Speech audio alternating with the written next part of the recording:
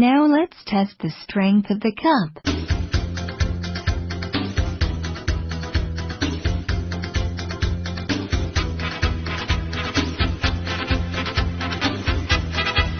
After the test, we can see that the cup body is still intact and the quality is reliable. Okay, now we're going to test making nutritious juice.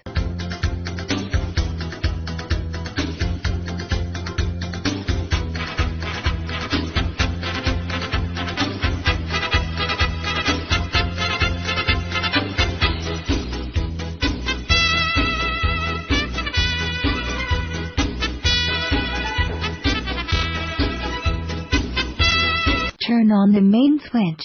You can also adjust the speed according to the demand.